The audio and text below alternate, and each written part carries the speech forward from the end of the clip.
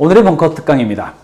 서비스 청사진을 그려보아야 무엇에 집중할지 알게 된다. 이렇게 이야기를 했는데요. 저는 입사하고 처음에 저는 원래 전략기획실로 입사를 했는데 제가 직장 생활을 시작할 때가 IMF 때였습니다. 군대를 다녀와서 복귀했더니 IMF라는 녀석이 와가지고요. 대한민국을 강타하고 있더군요.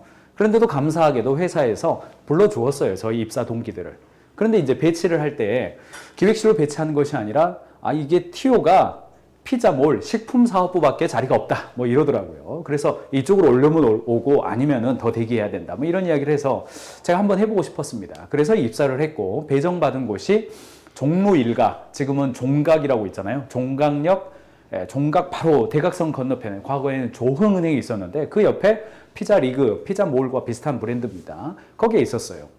그런데 피자집에 거기는 오피스 상가이기 때문에 피자집에 피자를 먹으러 오는 분들이 11시 45분부터 12시 45분까지 1시간 동안 완전 그냥 바쁜 거예요. 엄청나게 바쁘고 그 시간 끝나면 손님이 없는 거예요. 문제는 뭐냐면 피자를 만드는데 오븐기를 통과하는 시간이 7분 정도 걸립니다. 링컨 오븐기라고 당시만 해도 제일 좋은 오븐기였는데 거기를 이렇게 쫙 통과하는데 7분이 걸려요. 그러니까 점심시간에 매장은 넓고 홀은 3층짜리였지만은 실제로 손님을 받을 수 있는 것은 대기할 때 엄청나게 오래 기다리니까 40분, 50분까지도 기다리다가 승질내고 나가는 분도 있고 그랬습니다. 우리가 런치 세트 히트를 쳤거든요.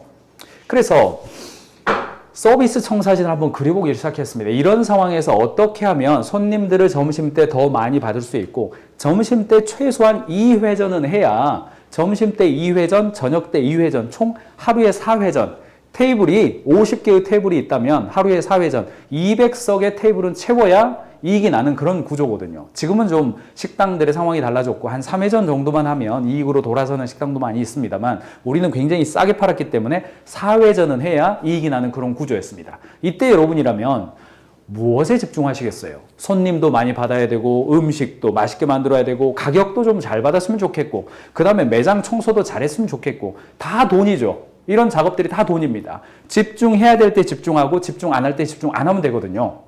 다른 벙커 특강에서 제가 TOC에 관련된 이야기를 말씀드렸는데 그 TOC 관련된 강의는 지금 이 강의에 선행 강의로 필수적으로 보셔야 됩니다. 참고하시길 바라고요. 자, 서비스 청사진은 무엇인가? 자, 피자 매장이 있습니다. 피자 매장이 있으면 손님의 행동은 이게 손님의 행동선이에요. 입점, 주문 대기, 식사, 퇴점. 크게 보면 이런 구조로 되어 있습니다. 제가 단순화시켰어요. 그러면 손님과 직접적으로 마주하는 서비스 라인은 어디에서 일어나냐면 홀에서 일어납니다. 고객이 주방까지 들어올 일은 없어요. 홀에서 입점하면 주문 대기하고 있어야죠. 주문하면 주문을 수령합니다. 고객이 주문을 해요. 계산까지 고객이 합니다. 이거 사후 결제가 아니라 선 결제 방식입니다. 착석하죠. 고객이 대기하고 있고 음식을 수령하고 퇴식을 합니다. 음식을 이렇게 트레이에 반납하는 그런 구조예요. 셀프 서비스 비슷한 구조입니다. 자, 그렇게 되면 카운터에 있는 직원들, 카운터 라인에, 서비스 라인에 서 있는 직원들은 어떤 행동을 하냐? 이때는 대기하고 있다가 주문하면 주문을 수령하죠. 주문을 수령하면 그 주문 수령을 서비스 후방, 서포트 라인에 오더를 합니다. 주방 쪽에 오더를 하면 주문 수령.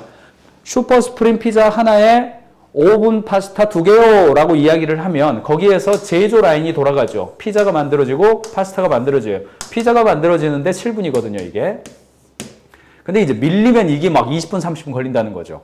그리고 만들어지고 나면 그것이 콜 사인을 보내고 음식을 제공합니다. 감사합니다. 23번 손님 맛있는 피자 나왔습니다. 라고 이야기를 하면 손님이 와서 음식을 수령해 가고 식사를 하는 그런 구조예요. 그리고 퇴식을 하고 나면 세척을 주방 쪽에서 하는 그런 구조가 되겠습니다. 자, 이렇게 그림을 그려보면 제가 지금 모두에서 설명을 스토리텔링 해드렸던 것처럼 어디가 지금 밀리고 있어요? 자, 요 부분입니다. 요 부분.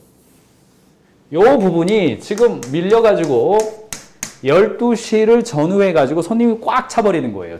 줄이 20m까지 서고 문 밖에까지 나가가지고 줄을 서는 거예요. 그래서 카운터에 서 있는 이 아르바이트생은, 카운터에 서 있는 생은 뒤에 줄이 10m 서 있으니까 빨리 주문을 받아버리는 거죠. 다음이요. 빨리 받으면 뭐합니까? 지금 5분기에 7분 지나도록 안 나와 있는데. 그래서 저희가 이것을 발견한 다음에 프로세스, 서비스 청사진을 그려보니까 아하!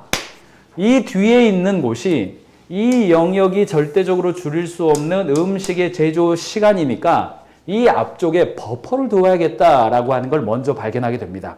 그래서 사람들이 어떻습니까? 음식을 주문하기 전에 기다리는 느낌이랑 주문한 다음에 기다리는 느낌이랑 어떤 사람은 주문한 다음에 앉아서 기다리는 걸 더 좋아하지만 어떤 사람은 차라리 대기할 때 내가 선택권을 가지고 있기를 좋아해요. 그래서 첫 번째 한 조치는 음식을 주문 받을 때 너무 빨리 받지 않게 한 겁니다. 아주 바쁠 때는 주문을 차라리 조금 천천히 받는 거예요. 아, 그러세요? 콜라는 어떻게 하실래요? 사이다는 어떻게 하실래요? 혹시 파스타는 하시겠어요? 천천히 받는 거예요. 너무 빨리 받아가지고 기다리는 시간을 30분, 40분까지 가지 않게 만든 거예요. 두 번째 시간. 두 번째 병목은 어딥니까? 피자와 파스타를 제조하는 시간이 줄어들 수가 없다는 것이죠. 품질 문제가 있기 때문에요. 그래서 점심시간대에 어떤 메뉴가 많이 팔렸는지를 1년짜리를 분석했습니다. 그러니까 대부분 90% 이상이 불고기 피자하고 슈퍼슈프림 피자예요. 그러니까 어떤 조치가 가능해요? 이때 11시 30분부터 12시까지는요. 불고기 피자하고 슈퍼슈프림 피자를 그냥 미리 만들어 놓는 겁니다. 피자는 30분 동안은 대기해도 품질에 문제가 없는 것으로 확인을 받았죠. 그래서 이때 여기에 용량을 늘려주는 거예요. 그리고 마지막으로 홀이 여러분들 홀 가면 4인용 좌석이 있으면 4명이 앉는 게 아니죠. 4인용 좌석에 2명이 앉고 옆에다 가방 놔둬버리죠. 그래서 4인용 좌석을 2인용 좌석으로 떨어뜨리고 가방 고리를 테이블 옆에다가 걸 수 있도록 만드는 조치를 한 거예요. 이게 유효 좌석수 향상 전략이라고 저희 불렀습니다. 그러니까 3가지 전략을 쓴 거예요. 첫 번째 전략, 카운터에서 주문을 받을 때 버퍼를 만들어주는 전략. 두 번째 전략, 가장 핵심적인 전략이기도 하죠.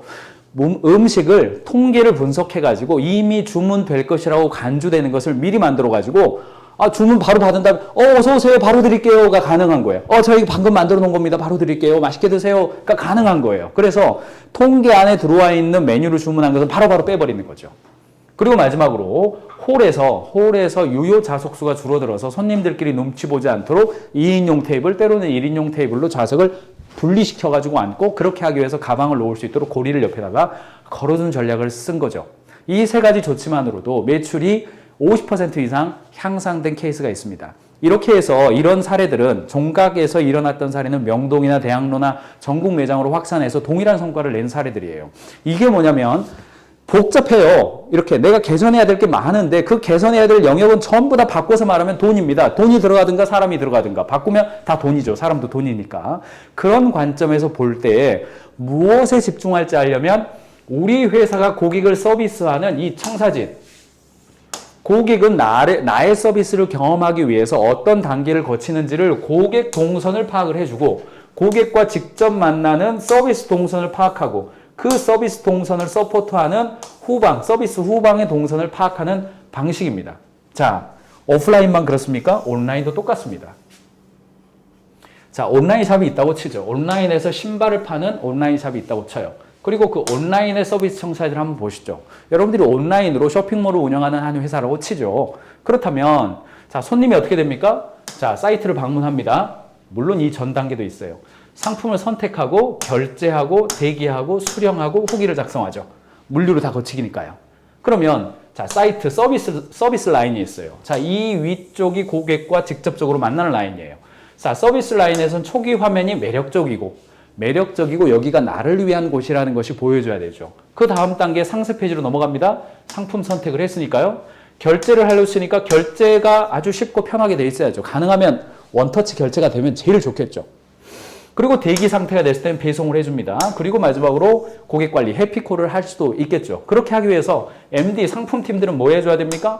매력적인 상품 준비해야죠. 그리고 비주얼 세팅 해줘야 돼요. 예쁘게 사용자 화면, 예를 들어 신발이다 그러면 신발을 예쁘게 신은 정말 발목과 다리가 예쁜 어떤 그 청년, 아무튼 그 모델을 세워가지고 예쁘게 만들어줘야죠. 신발을 신고 멋지게 달리는 모습도 사진 찍어줘야죠. 그래야 뭐가 잘 나와요? 상세 페이지가 잘 나오죠. 그리고 상품에 대한 피드백까지 받는 것이 상품팀이 해야 될 일이죠. 물류팀 중요합니다. 그래서 온라인 상품을 관리하는 곳들은 전부 다 사이트 관리팀, 상품 관리팀, 물류 관리팀 기본적으로 3개 팀을 가지고 있지 않습니까? 그래서 물류는 입고 물량 쇼트나지 않도록 관리해야 되죠. 재고를 통합시켜가지고 상세 페이지에 몇 개 있다고 나와 있으면 실제로도 몇 개 있어야 되죠. 배송 시스템, 직영을 할지 아니면은 삼자 물류로 넘길지 잘 보셔야겠죠. 배송 품질 관리에서 도착할 때 물건이 깨지거나 이렇게 되지 않도록 배송 박스라든가 배송 포장지 관리 잘해야겠죠. 최근에는 ESG 관련돼서 포장을 너무 부풀려서 하면 고객들이 또 싫어하죠.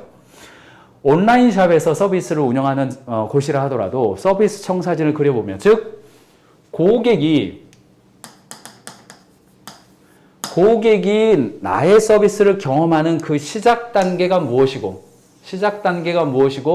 나의 서비스의 마지막 단계가 무엇인지를 분석해서 어떤 단계들이 있고 그 단계마다 어떤 이펙트 스팟들이 있는지, 통상 우리가 ES라고 부릅니다만 이펙트, 효과적인 어떤 포인트가 무엇이 있는지를 봐서 거기에 하나씩 집중해 가는 겁니다. 물론 여기에는 제가 며칠 전에 안내해드렸던 TOC 이론, 즉 병목 이론을 적용시켜서 전체의 시스템 중에서 지금 우리가 뭐에 집중하면 가장 적은 돈으로 짧은 기간에 적은 인력으로 가장 효과적인 포인트가 무엇이냐, 우리 전체에서 지금 문제가 되고 있는 가장 그 이펙트 스팟이 나온 이거 건드리면 성과가 바로 올라갈 것 같다. 그거 발견해서 그거 드립다 집중하고 그게 좋아지면 그 다음 거 집중하고 두더지 잡기입니다. 병목은 계속 이동해가고 있기 때문에.